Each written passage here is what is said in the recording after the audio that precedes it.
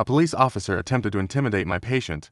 They lost the fight against physics. I'm a paramedic. A few months ago, we're coming back from a routine patient transfer when at an intersection, about 4 blocks from the base, I noticed a woman sitting on the side of the road with her arms wrapped around herself and her head down. I nudged my partner, who's driving, and we flip on the lights and I see her head come up real fast, and she looks terrified. I get out and she relaxes when she sees the ambulance. After I approach, I notice bruising on her wrists and other similar signs of domestic abuse. She seems hesitant to get up off the curb and into the ambulance, so I decided that I would at least pull the cot out of the back and give her something a little more comfortable than concrete to sit on. Now a few important details. All the cots in my service are striker-powered cots. You've almost certainly seen these before. They're bright yellow with black handles and side panels. These cots have a motor and battery built in to allow us to raise and lower the cot at the touch of a button instead of throwing out our backs, having to physically lift the cot up after loading someone. They're usually paired with an automatic loading system built into the ambulance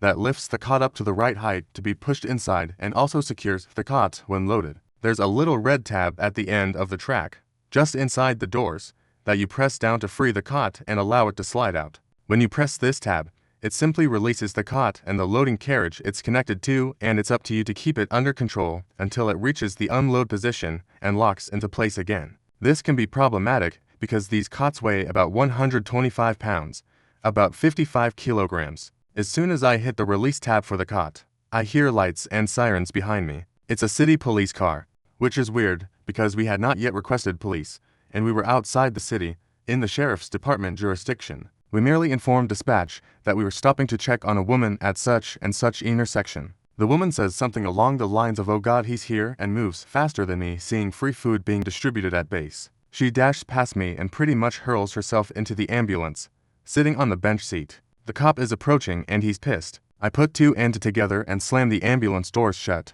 Let's call this officer Police Officer Steve, or Pause for short. Pause. Is she in there? Me. Who? Pause. You know damn well who I am talking about. Me.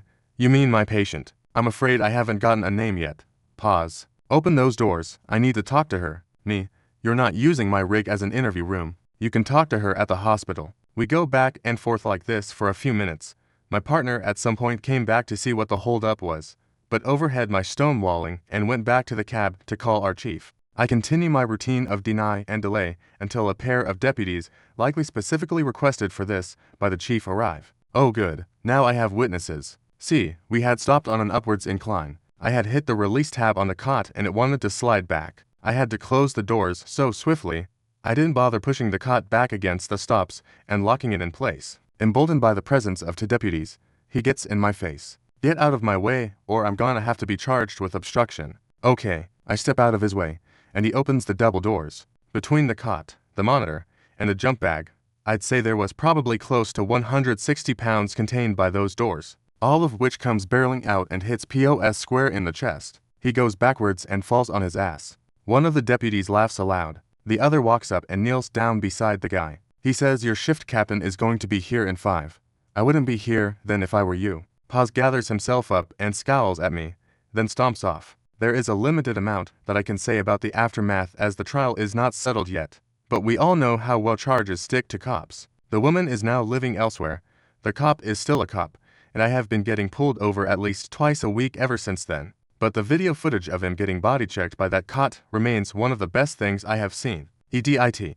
For clarification, yes, the woman is married to Paz, and yes, he is allegedly responsible for the abuse.